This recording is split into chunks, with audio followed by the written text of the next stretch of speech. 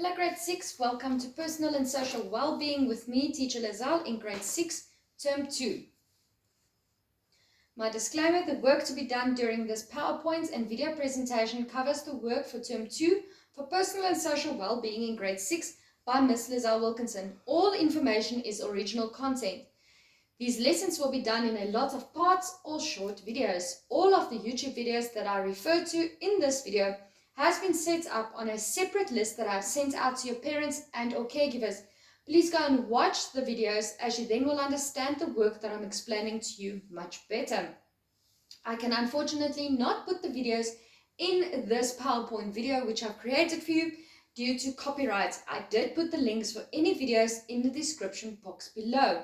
Please remember, if there's no videos or links in the box below, it means that there's no videos with this content. But if there's a link, finish watching this specific video that I'm explaining to you, then you can read over it and go and watch that video. I'm the HOD for Life Skills at VTA School, and if you have any questions, please ask your parents and or caregiver to send me an email on teacherlizelle@gmail.com. Part 1.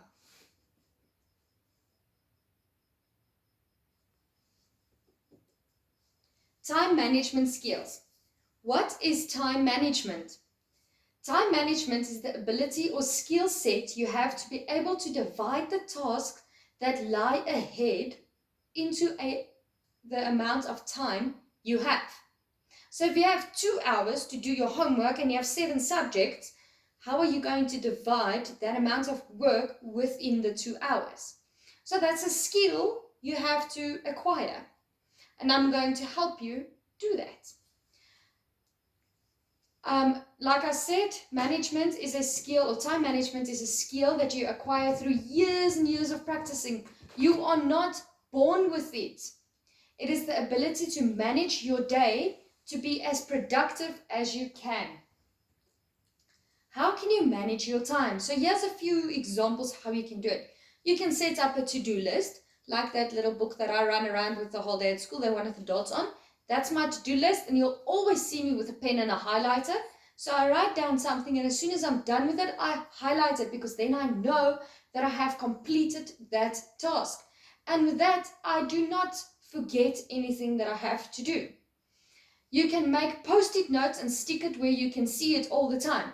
Post-it notes don't work for me, because I stick them on places that I don't usually go to. So a to-do list works better for me. But you can choose which option works best for you. Then use your diary. Your school diary will work perfectly. Create reminders for yourself on your phone using your calendar. Pack your school bag at night. Okay, in that, if you start doing that, you will see that you're not going to forget books at home. You're going to realize, oh, crap sticks, I still have to do this homework, and so forth. Okay, and you pack it according to your roster. So if you do not have creative arts with me on this specific day, let's say on a Monday, but you have PSW with me, don't pack in your art book, pack in your PSW book. Okay, then prepare everything well in advance. Do not wait until crunch time, which means if I tell you in 2 weeks I need your task, please do not do your task the night before you are supposed to give it in to me, because I did give you 2 weeks of notice. So you had 2 weeks to do that task. That's all called time management. How are you going to use this 2 weeks up to the date that you should hand it in with me to complete your task? So how are you going to do that? That is called time management. Okay, so here are some examples. Map out your weeks and prepare according to the planning you have set up. So you can have specific, measurable, actionable, realistic, and time-based. So you write yourself a sentence like, practice a speech in front of family and friends every Wednesday night for 30 minutes. So practice a speech is actionable. That's something that you're going to do. It's an action, a verb. Then in front of family and friends is realistic, because you must remember that if you do it in front of friends and family, you are practicing. So when you do it up front in class, it's not going to feel weird and odd for you, because you're used to people looking at you. Because the people that's going to look at you while you're delivering your speech is your classmates. Okay, and then we have every Wednesday, which is time-based, because now you say every single Wednesday you're going to do that. And then specific is 30 minutes. So for 30 minutes, you're going to practice your speech on a Wednesday evening, all right? And then measurable is that you know how long you're going to do it and when you're going to do it. So that's how you can map out your weeks. If you first got into the habit of mapping out your weeks and mapping out what you need to do, at first it's going to be difficult. But as soon as you got used to doing it, it will become much easier and part of your daily lifestyle. Then you can create a to-do list. All right, so there I put on a to-do list for you. You put a need to-do list, a would like to-do list, and want to-do list. All right, so what do you need to do for today? You need to watch the YouTube videos so that you can learn more during lockdown, and you need to clean your room, so that you put on your need to list. Then on your would like to do list, you would like to prepare for the exam and practice your math. You've already watched Ma'am Shannon's video, but you would like to practice what she has taught you. So that's on your would like to do list. And then want to is you want to play Xbox, you want to watch TV, and you want to relax. But first you have to finish your need to list as well as your would like to list. Then you can also put a time allocation in there for you. So Monday at 7 a.m. you're getting up. You're not laying in until like 9, 10 o'clock and mommy has to come in there and come and wake you up for the 10th time to come and watch your YouTube videos.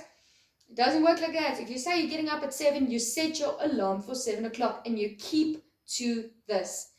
It takes 7 days for good habit formation and 3 days to form a bad habit. I don't know why it's like that. Nature made us like this. So if you can consecutively for 7 days make yourself a need to, would like to, and want to do list, you will succeed in learning how to manage your time. Alright, so whilst we're on lockdown, your to-do list can look like this. Then after lockdown, when school starts again, then you're going to change your daily plan. But we will do our own to-do list and everything with that as soon as school starts again. Then we will go over all of this and we will design your own personal list. Then you can create a reminder on your phone using your Google or normal calendar. I usually use my Google Calendar. So then when something is happening, I actually get an email as well reminding me of something that's going to happen so that I don't forget so easy. I'm a very, very busy person. So I need to put reminders everywhere I go and put it in my to-do list, because if I forget something, I really spiral, because I cannot afford in my job, I cannot afford to forget something. Okay, so you can create anything on your calendar. It's not only there for you to check the date, guys. Really, you can put in anything there. You can add important things such as birthdays, assessments, tasks due, and more. So if you know that I'm giving you a task now, and in 2 weeks, or let's say, like I usually tell you, Wednesday, 2 weeks from now, I want this. Then you go and write it down in your diary, because you're not allowed to have your phone at school. So you write down there, Ma'am Lizelle wants task on whatever subject, like whatever topic, for Wednesday, 2 weeks from now. And then tonight, you go and put it on your Google Calendar. So you have 2 reminders. Then the closer that dates get, that you should hand in your task with me, you'll get a notification on your phone reminding you of the task that you must give me. And then you won't have to rush it on crunch time and try and get it finished, and you just hope for the best marks. So that's all called time management. So use your calendar. There's many apps that you can download on Google Play Store. You can ask your parents to help you with that, to get you to remember and to do time management to the max. If you do your time management properly, you will see that your marks will start to go up, and you won't get 40% for math anymore. You will actually pass it properly and get around 60 or 70, because now you know how to manage your time. Okay, so then you can also break up tasks into smaller bits. With this, you can manage your time better spent on every part of the task at hand. So yeah, I got a list here. Get an A+ on my history test. An A+ is 80% or more. All right, so now we all know, right, you're going to write a test with Ma'am Rosie on history in SS. But now you look at this history book and you're like, oh, this is so much work. How am I going to get through all of this? Easy. You are going to do yourself a little to-do list, like make flashcards, because that's how you're going to remember things. That's study methods. We will also look at study methods as the term progresses. Then you memorize 5 dates a day, like the date Nelson Mandela came out of jail, the day we started to have like, let's say, Human Rights Day. Which day is it? Do you know what the date is of Human Rights Day? If you know, email the answer to me.